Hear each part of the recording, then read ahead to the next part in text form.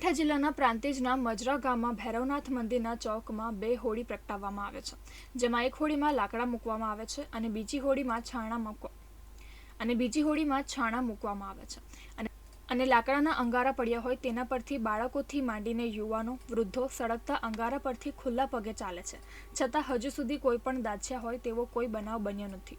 ત્યારે દાદા ભૈરવનાથના દર્શન તથા મજરાની હોલિકા દહન જોવા માટે શ્રદ્ધાળુઓ પ્રાંતિજ તથા તાલુકા સહિત મહેસાણા, અમદાવાદ, મોડાસા, ગાંધીનગર સહિતના જિલ્લામાંથી ઉમટી અને પોતાની રાખેલ માનતા બાધા પૂર્ણ કરે છે।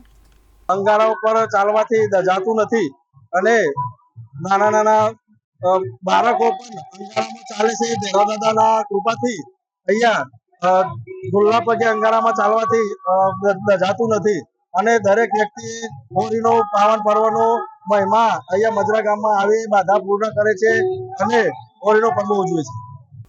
વર્ષોથી અહીં અંગારામાં ચાલવાની પરંપરા પ્રચલિત થઈ છે, તેને ગ્રામજનો ભૈરવનાથની કૃપા માને છે અને હોળીના દિવસે જો કોઈ કુટુંબમાં પુત્ર હોય તો બાળકને પહેલી હોળીના દર્શન કરાવે છે અને નવા પરણેલા દંપતી હોળીના દર્શન કરી પ્રદક્ષિણા કરે છે।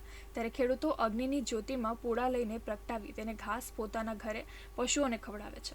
આ અવસરે મજર ખાતે દૂર દૂરથી લોકો આવીને દાદા ભૈરવના દર્શન કરી હોળીના દર્શન કરી ધાણી, ખજૂર, શ્રીફળ, શેરડી, કેરી ચઢાવીને પૂજા કરી ધન્યતા અનુભવે છે।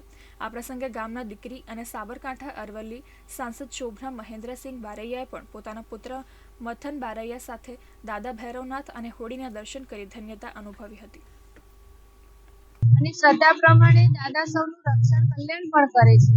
મજરા ગામમાં બધા તહેવારો એક સાથે મળીને એકતાથી ઉજવવામાં આવે છે, એટલે એકતાનું પ્રતીક છે અને હોળી એ રંગોનો તહેવાર છે, એટલે સૌ રંગો જેમ ભેગા મળે છે એમ અહીંયા પણ માનવ શક્તિ પણ ભેગી મળે છે। આજુબાજુના ગામમાંથી પણ લોકો હોળીના દર્શન કરવા આવે છે અને ધન્યતા અનુભવે છે।